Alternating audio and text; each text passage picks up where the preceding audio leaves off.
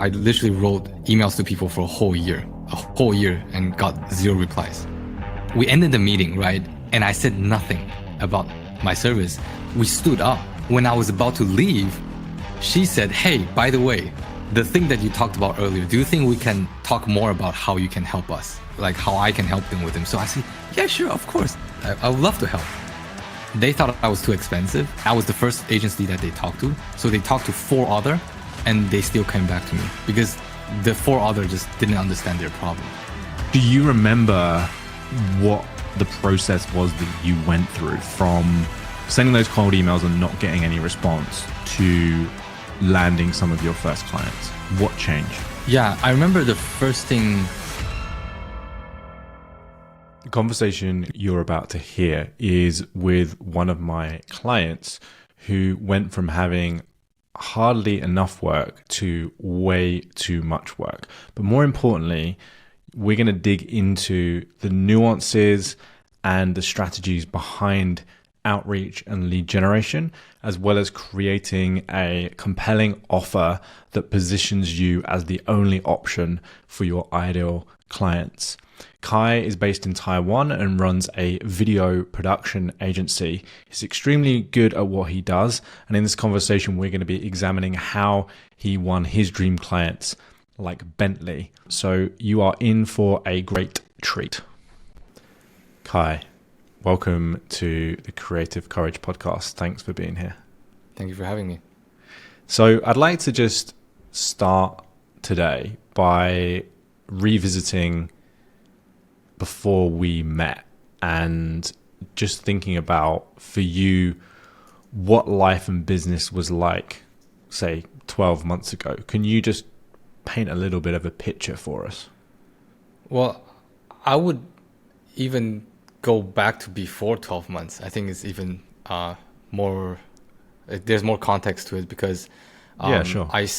So when we first met, I started my business for around a year. And so I quit my 9-to-5 job from a production studio, which is literally one of the best production studio in Taiwan.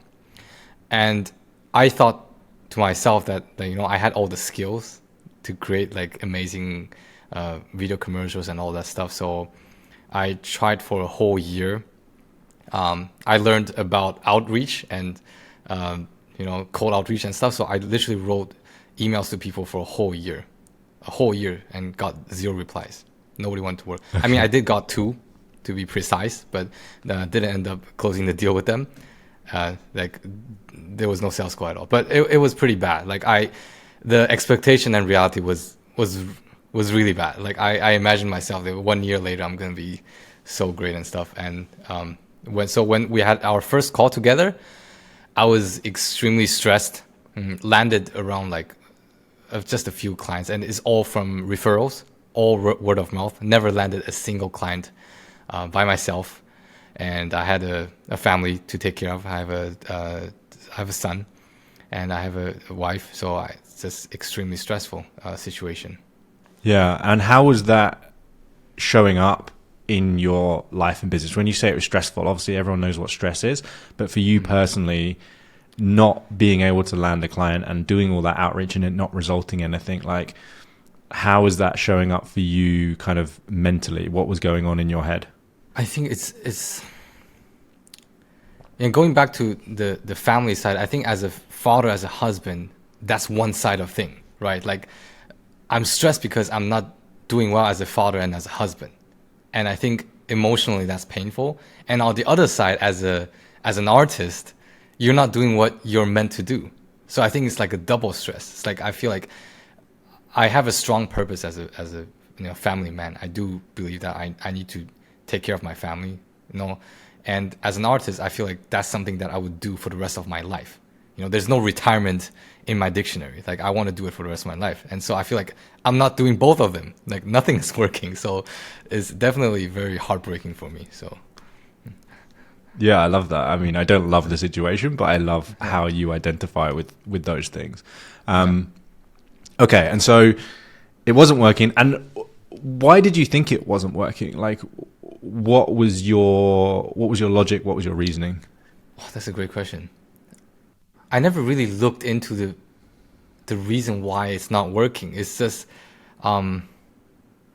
things are not working, and you just keep trying it. And perhaps, yeah, I did. And I think a lot of artists, they do this. We self-diagnose. You know, we start to look in our websites, right? Like, is it not good looking enough? Why is it not attracting people, right? I think you look to the when you first started out as doing business, and technically I was a freelancer, to be completely transparent. Like, I did register a company and stuff, but I was working like a freelancer. And you look at everything from face value. And I remember clearly the first call I had with you, the clarity call, you just went straight to the point. You just called me out, and then you say I was ignorant and I didn't care about people, right? And Okay. I actually took a whole week thinking about it. I said, it's like there's no way for you to try to just come and attack me, right? Like, we never met before. Why would you do that, right? It's like, unless you had a bad day that day, but I don't think that was the case. And so I said, there must be a reason why you would say that. Like, so I really looked into all the emails that I wrote to people. It's like, how I never really think from their perspective. It's like, I only care about, like, what video can I shoot? Can I shoot a video for you? It's like, I just think about myself, and I never thought about from the client perspective. I thought I did, because I did watch some, Crystal's video and stuff, and I thought I knew about, like, I thought I knew what it was, but I was completely wrong. I never knew what I was doing. Okay, so that triggers my memory now. So I think the conversation we had was like, I asked you why you thought you weren't getting a response. And I think we went down the whole, like, my work isn't good enough and blah, blah, blah, blah. And I think I said, like, you're so focused on yourself, right? What about these people that you're serving? If my memory serves me correctly. So give us some context. Like, what were you saying in these emails? What were you saying to people? Well, what I said basically was just keep talking about how I did say something that my videos can help their business, but it's really focused on the work itself. And rather than, technically I did mention about the results, but like, now that I revisited, it was completely BS, to be honest. It's like, it's so clear that I didn't know what they're doing. It's so clear that I don't know what's their pain point. I'm just saying, like, basically, like, I'm paraphrasing, but my video is going to make your business grow like crazy. It's like, what do you know about my business? Like, I have no context in what they're doing. And so it's just a very shallow, email. And you did ask me something that I find it quite interesting, is that you asked me, when people try to cold outreach to me, do I answer them? And my answer was no, I don't answer to any cold outreach. And so I was like, oh shit, like, so I was the same. And Yeah. So it was a very painful week to accept that. But I know I had to, because, it's the reality, right?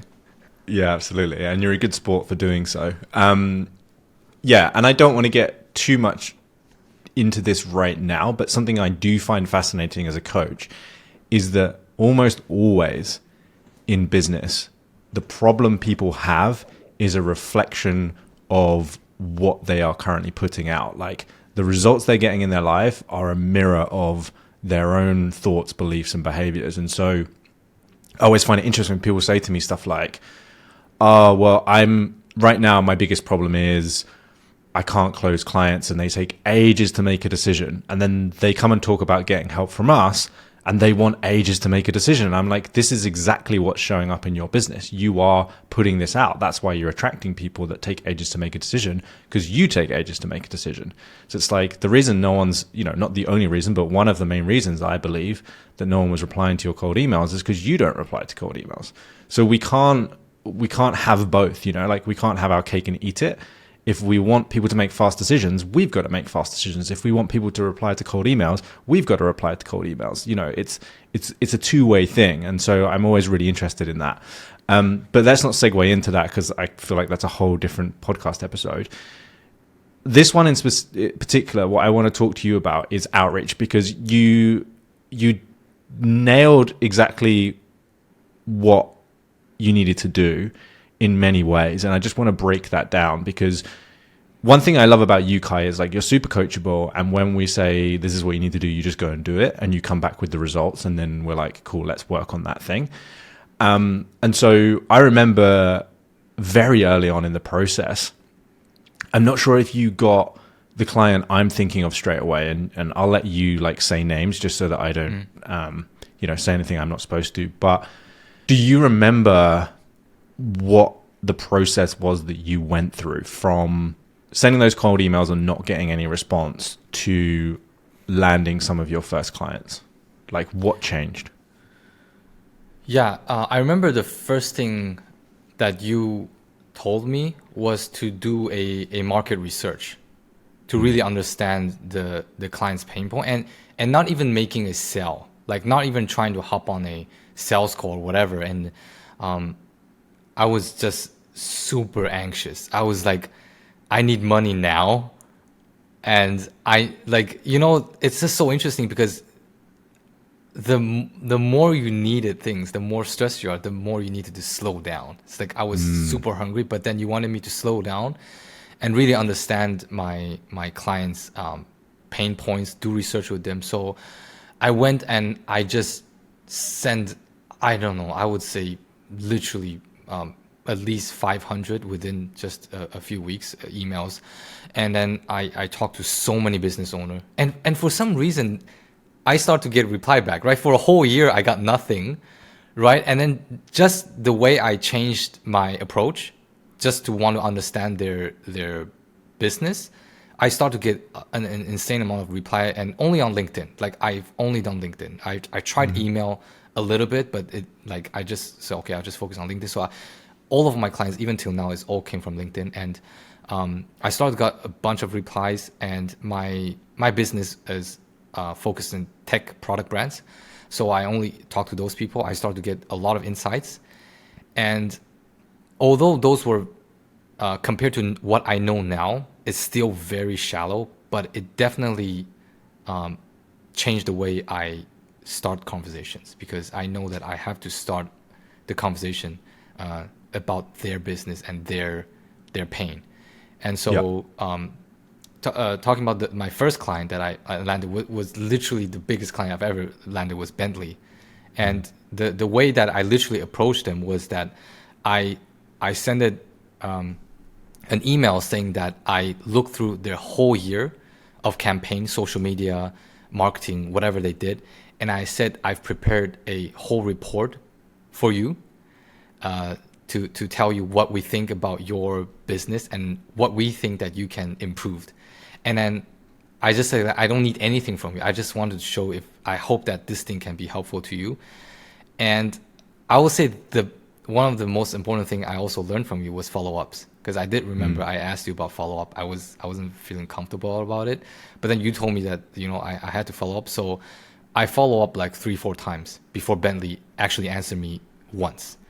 And I remember I follow up until probably the 4th time. And I emailed the second biggest, which is the brand director. And the brand director she emailed me back. She said, "Oh, I'm so sorry. I was so busy. I didn't see all of the message you sent me before." And I said, "Oh, thank you so much for doing all the works.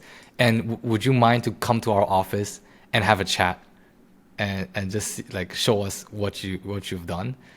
And then I was like, it was just a completely eye-opening moment for me, because I never expected someone like them would answer me, and it was at the 4th email message.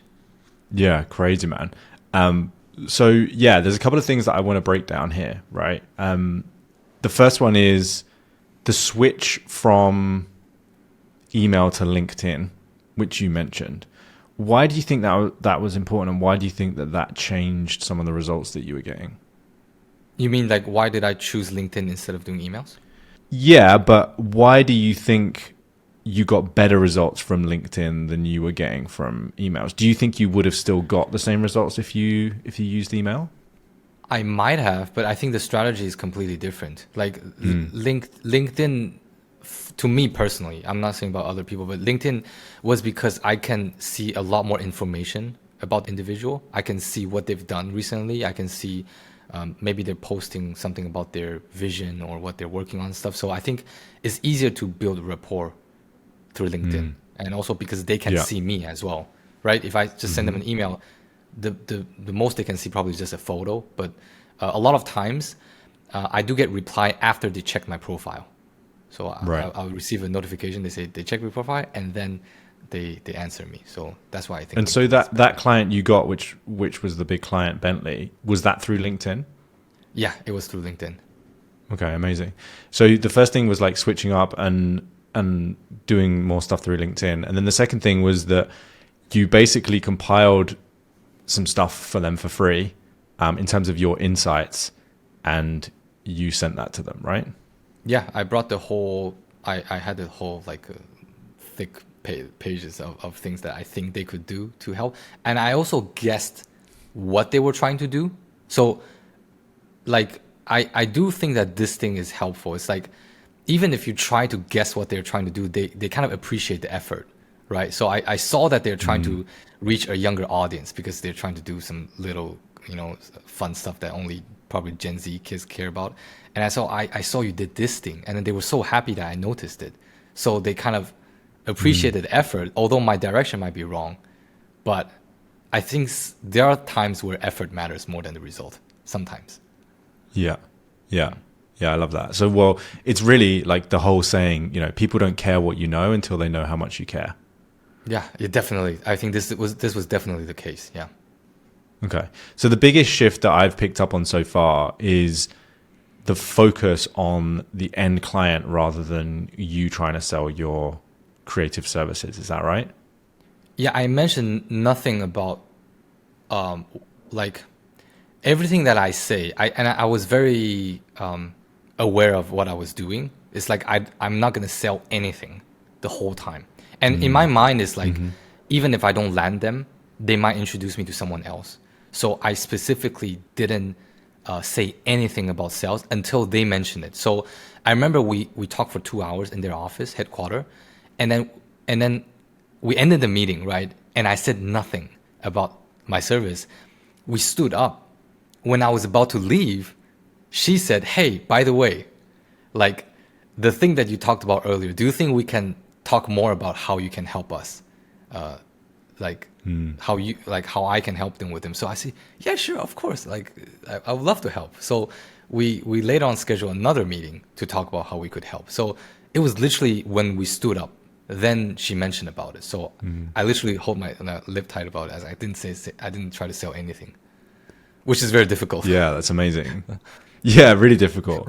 And talk to me about some of the mindset and some of the fear about following up, because that's the third thing that you mentioned, was that you sent this report originally, you got no response, but then you were really uncomfortable about following up. So first of all, kind of what was coming up for you when I mentioned you need to follow up with these people? Well, I remember I did talk to you about it, like talking about how uncomfortable I was and stuff. And and definitely something that you said before also is like, it was just completely true. It's like when you follow up, or even the first message you sent them, they're probably busy doing a lot of stuff. And it was my case, I I missed a lot of messages from people as well. So why wouldn't they, especially if they're from Bentley, right? They must be 10 times busier than me. And I feel like I was very lucky that I got to have that experience from Bentley, because I learned that I'm going to at least have 4 follow-ups. And now I probably told a lot other people from the community, is like I do up to 12 follow-ups. And it's like insane follow-ups. And literally the result is just, I cannot even explain how crazy the results are, because there are clients that came after the 10th follow-up. So I'm just crazy with follow-ups right now. Yeah. And so talk me through like some of the resistance that maybe initially came up for you, because I know that if me and you went out and people are listening to this are like, that's all great for Kai, he obviously doesn't care about what people think of him or whatever, but like I know that's not true. So what was the kind of like internal resistance that you had to navigate around following up with people 10 times? One of the things, definitely a logical reason, is that I was scared that I would burn the relationship from being annoying, to them, right? It's like they got annoyed. And to be very honest, even till now, when I reach like up to like 5 or 6 follow-up, I do still feel a little bit of resistance, to be completely honest. But I do feel like I'm gonna follow up until they tell me no, right? Because, and I do give them chance to tell me no. So in my follow-ups, I will ask them, it's like, if I'm annoying you, please let me know, so that I know that I am not being annoying. Like, so I do feel like initially I'm just feel like I wrote this one message, and I care so much about myself. It's like, I wrote you one message, if you don't want to reply to me, then probably you don't even want to talk to me. Like, I give myself so much importance. And I think this is something has to do with what we talked about initially also. It's like, you only care about yourself. But my thinking is just like, I just have to ditch that shyness, I would say. It's like feeling that you're annoying someone. Rather, now my approach, especially now that I refine my offer really well, I see a lot of good results. I know that I can help them. Especially if I'm reaching out to really ideal clients, I know that my things is actually going to help their business. Then I'm even more confident in telling them, hey, I would just like to send you this thing that I created, and I just want to help, So definitely went from being shy to being confident in what I'm doing. I don't think it's just a one-sided thing. Like, you have to also really understand your market and refine your offer for you to increase the confidence. It cannot just be one-sided. Yeah, which you did in the early days by having all those conversations, right? Yeah, definitely. Yeah. There was 2 reframings that I thought were really powerful there that some people might have missed. The first one was around the narrative that if people don't want to talk to me and then I'm annoying them, then they will tell me. So it's the belief that I can only be annoying someone if they tell me that I'm annoying them, rather than assuming that I'm just going to annoy people, which I think is like a really, really powerful belief. And the second one is, I know I can help these people. So the more you get to know your target market, the more you refine your offer, the more you actually understand the pain points and the problems, and you start to see results in your business, the more you know that actually you can help these people. So it's the focus, right? It's the focus on, I know I can help you. This is about you, not about me. And I think they're like 2 really powerful reframes. Definitely. I think a lot of things came from assumption. Yeah, go on. Like, you just assume what they want. You assume that they needed video. You assume that they're like, you have no evidence in anything. And I remember you also told me about something. Is like, I was telling you some of the issue that I had, and then you asked me, like, do you have any evidence on what you just said?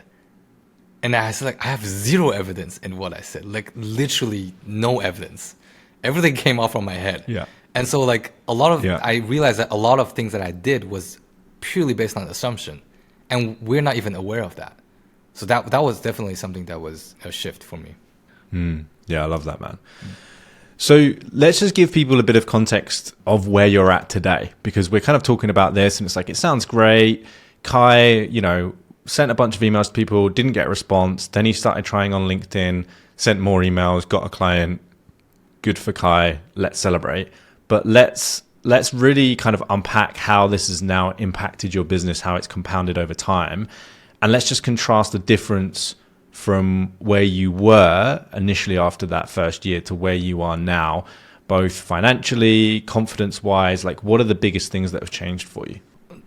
2 biggest thing I would say is the amount of clients that are coming in, and my financial security. This is like, specifically, I would say, is financial security. And like I said at the beginning, I can live like I can live with nothing. I can live like a university student, so I don't need anything. But as a family man, you do need to. It requires a certain level of lifestyle just for the family. And so that was literally my biggest stress. And now I feel like once the money part is solved, I can focus on so many other things that can maintain that lifestyle. And so, like, I think I told you last time, I couldn't imagine that the problem that I have right now is something that I would dream to have last year, which is having too much client right now, right? And not having enough help. So definitely the two things that I have is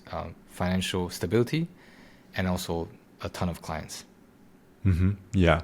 And just to give people some context, when like you don't have to say this if you don't want to, it's totally up to you. But can you share some numbers either in a like percentage increase or in like an actual value just to give some people some context of kind of like where you were versus where you are now? Sure. So I had projects that goes from 10K video projects to 30K, but 30K is extremely rare. I got only a few times, but mostly 10K. And I have a ton of small projects, which are just $1,000 to $2,000. Like I'll just go shoot something and come back. So right now, my project still goes from 10K to 30K, but my profits are a lot higher. So one 10K project back then for me, in order for me to do it, it will cost me $9,000. You know, sometimes I don't even make a lot of money. I just completely transparent about it. Like I was just a passionate artist, right? You put all your money in to create that project. But now I would say for a 10K project, I can spend probably 1 or 2K to do it. And it's a completely different thing though. Like for what I'm doing right now is because of the offer. Like I completely changed the whole offer. So I cannot compare them technically side by side. Like price wise you can, but for what I'm doing right now is just completely different.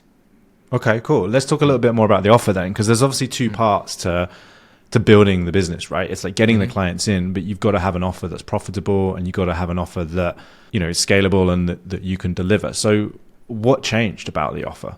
Yeah, so the offer, which is something that also, to be completely honest, I feel like I hit the right spot just I would say a month ago, one month or 2 months ago, to be completely precise, is because I start to really, really see the client's pain point.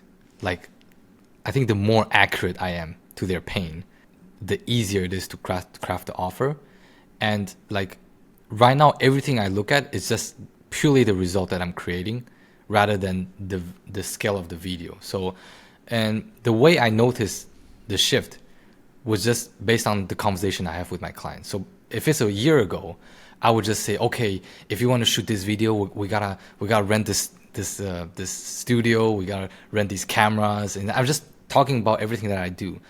But right now, I just had a call yesterday, and we didn't talk about anything about videos up until the last probably 5-6 minutes. Then we talk a little bit about videos, and so okay, then we're just gonna do it like that. But everything we talked about was just about how can we solve their problem, and I think that's the main difference in how I change my offers. And it's a lot easier to put the price once they know that you can solve that problem, because they know that they cannot go to another video production agency to solve that problem. And I had a lot of cases where they thought I was too expensive, and I was the first agency that they talked to. So they talked to 4 other, and they still came back to me because the 4 other just didn't understand their problem. I love that. Okay, amazing. So if I'm listening to this, let's imagine Kai 12 months ago is listening to this podcast. What do you think your next question to you would be? Like what the past me would ask me now? Yeah, based on what you just told me. What are the client's problem? Tell me so I can craft the offer. Yeah, but there's a step back from that, right? So how do we get to that point? How do we get to that conversation? What is it that you actually do differently on those calls? I would say the thing that really helped was the market research that we did at the beginning when we first started to work together. I think everything was based on that. Like it's the foundation of everything, I would say, because now I wouldn't say I'm at the perfect positioning yet, because I'm still kind of struggling between B2B and B2C, but I understand the industry so well now. Like I even know what's the next problem that they can happen to them after they solved a particular one. So I think the more you understand the industry and literally everything about how they deliver their product, how does the client deliver their product and services, how do they talk to their bosses, like literally everything. Like I need to sound like I've worked in their company before. That's how much I need to know their business. And I think that was the biggest shift. Like, because a lot of the people that I talk to, they might just join the company for 1 year and they don't really know what's going to happen with these marketing stuff. So I'm basically coming in as a senior telling them that, once you launch the product, this is going to happen. And then your boss is going to tell you this, and then you cannot answer him. So we have a lot of conversation like that. And definitely it gave me so much confidence during these conversations because I understand exactly how their process works. So there's two things that I know people will have some resistance around here. Number one is being really specific about who you work with to the point where you can have those kind of conversations. And then number two is the, I suppose, authority piece and like, who am I to tell this person X, or like, I'm just a videographer. Like, how do I know about this market or whatever? So let's tackle the first one, because when we first started working together, you weren't specialized at all, were you? You were quite broad. Yeah, I would like to believe that. Like, I did think that I wanted to get into the tech space, but all of my portfolio says nothing about that. So yeah. So you were serving like quite a few different clients, which I think, like, from somebody who had only been running a business for a year, was probably like, probably the right thing. So did you have any fears or concerns about being super specific about who you worked with?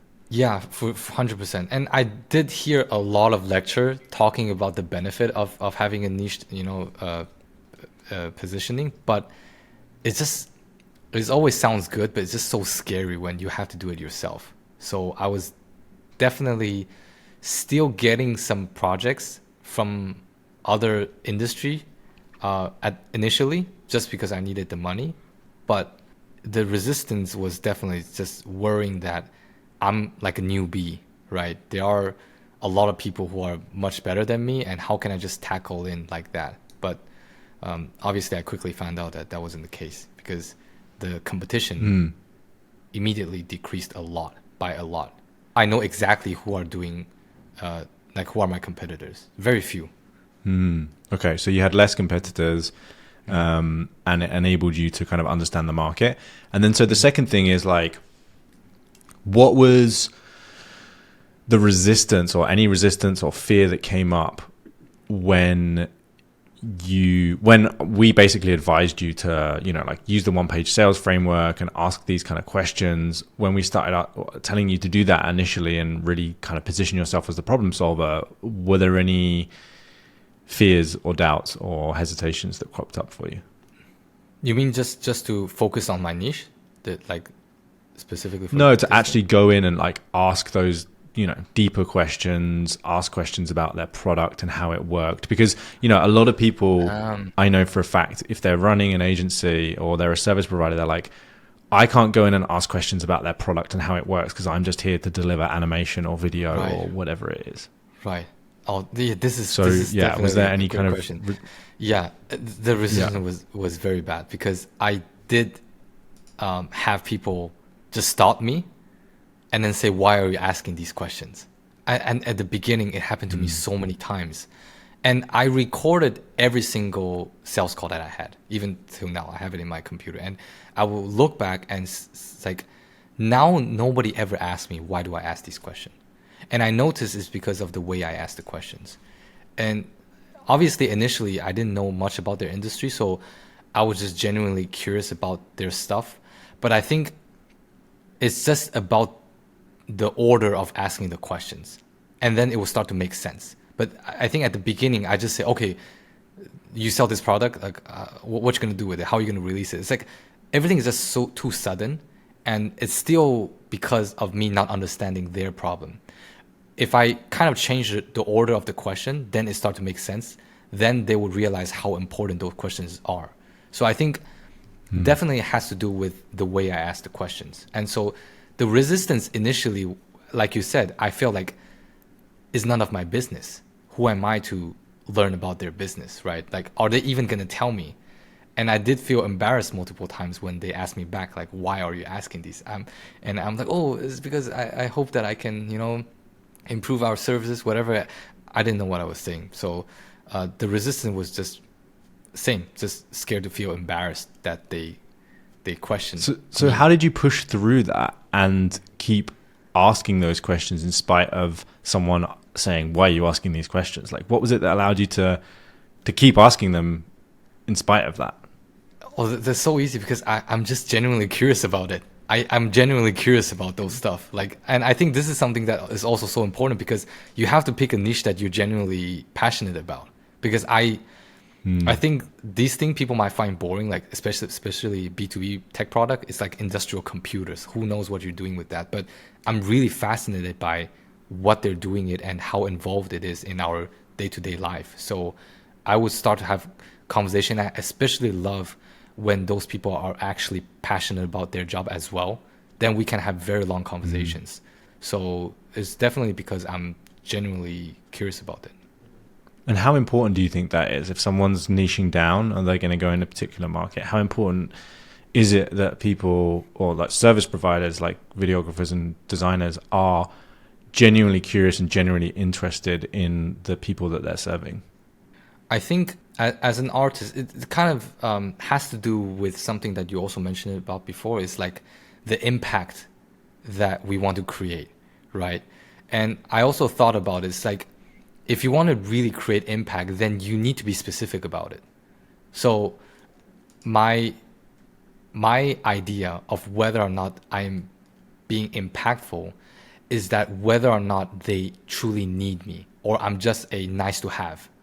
So when I can start to really solve their problem, then I'm not just a nice to have. They need me, right?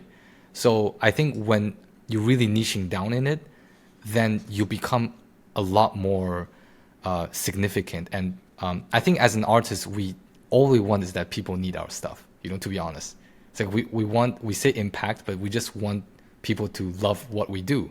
And the way to do it is to be impactful. And the way to be impactful is to truly solve their problem. So that's my thinking of how the approach of positioning is, because I understand their industry so well, so I know I can actually solve their pain, so that they will come back to me. Love that, man. Love that.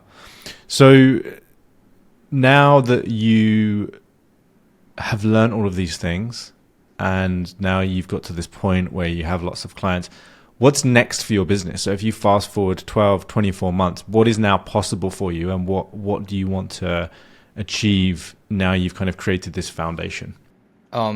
There's two sides of I have two plans right now. One is that as an ambition, I want to take over this whole industry.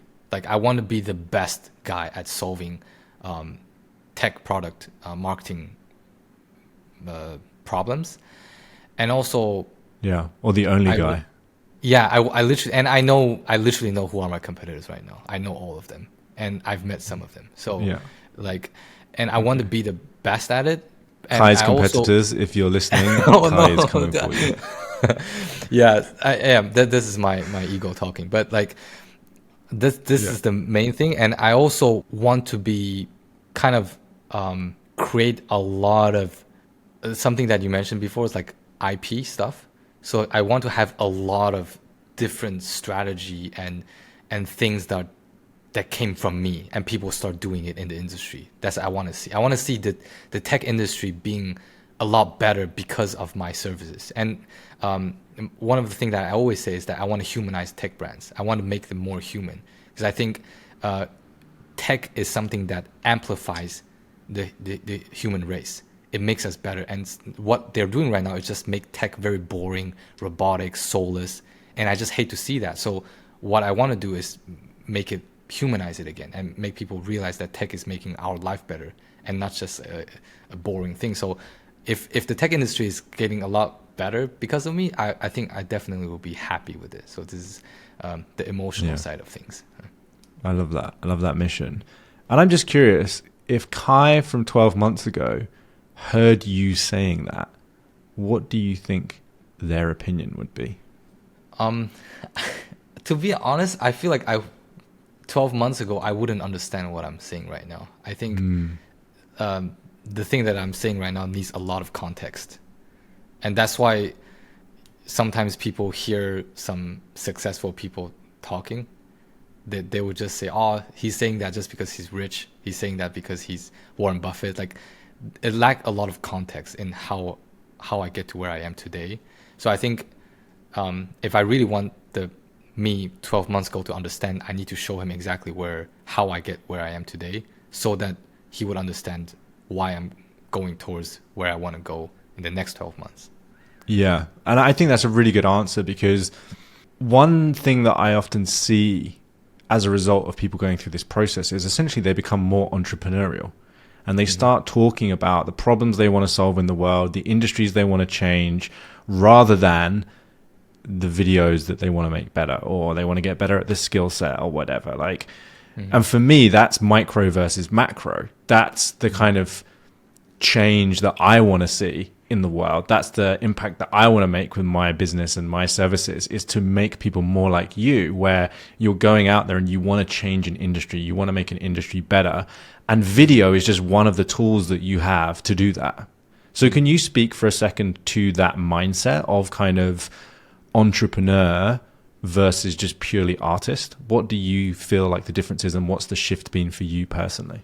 It's definitely because when you can see how much impact you can create through your work, and not necessarily just art, then you start to see that satisfaction, I would say. Like, you couldn't realize the impact that you could create. I didn't know that I could do so much. I didn't know that people would respect me when I'm relatively much younger than them, right? And especially in the Taiwanese culture, like I'm 28 right now, and most of my clients, they might be 40, 50. And I remember 2 days ago, I had a call with a client, and they say they're doing some microphone check. They have some technical issues, so they told me to wait. So I turned off my camera, I turned off my mic, and they thought I couldn't hear them. And they just started to discuss. He looks so young. Like can we trust him? You know, he's like, he looked like just straight out of college or something like that. And it's like in Taiwan, it's just so common. Like when they see that you're young, they don't trust you. And it's been a struggle for me, just because of, I know Asians typically look younger, but I just love the idea that they didn't believe that I could create so much impact, but then I prove it to them. And I think as an entrepreneur, the more you grow, the more you realize, oh, I want to create more and more impact. Every time you raise the level, you just want to create even more impact to people's life. And I think that's the level that I'm just trying to reach now. Yeah, I love that, man. That's super inspiring.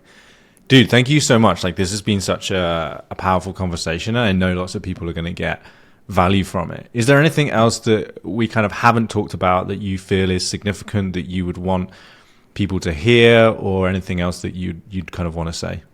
Yeah, I was definitely say one thing, and this is something that I learned once I started to work with you, is to focus on things that doesn't require luck. I remember I answered one of your LinkedIn posts the other day, talking about like opportunity and stuff, and people being jealous of other people having opportunities and stuff, and this is all because someone is lucky, that's why they got certain work. But like we said, 1% of luck and 99% of hard work, and we always focus on that 1% of luck, right? And there's 99% of things that doesn't require luck. And all of the things that I learned from you are things that doesn't require luck. Like, it doesn't require me luck to follow up, or to write, 50 emails a day, 50 messages a day. It doesn't require luck. And those are the things that truly can help you grow. So I would say just focus on everything that doesn't require luck, and hopefully, we all can become better entrepreneurs or whatever. Yeah, I love that, man. Thanks for sharing. Where can people find more about you if they want to follow you on social or find out more about your business? I am on LinkedIn and Instagram, but to be honest, I'm not that active. You can find me on Instagram just to see some of my photos. Is A Kai Cheng, AKAICHENG, or search Kai Cheng on LinkedIn, which is KAICHENG. Awesome, man. We'll put that in the show notes as well for people if they want to connect with you. Awesome. It's been an absolute pleasure, dude. Thanks for being on the show. Thanks for having me. Before you leave, if you found this episode valuable, please hit the subscribe button. Also, if you are a creative business owner doing more than 10K a month and you want to grow and scale without working longer hours or hiring a massive team, then I have something you may be interested in. We have just developed a tool that will give you a custom growth strategy based on exactly where you are in your business right now. So you can stop consuming lots of random content and trying to figure things out on your own and actually get something personalized to you. You will also receive a free copy of my book, and it will point out relevant chapters. If you'd like to take the scorecard, it's totally free. You just have to click the link in the show notes or connect with me on LinkedIn, and you will see a link in my bio. Thanks for listening. This is the Creative Courage Podcast.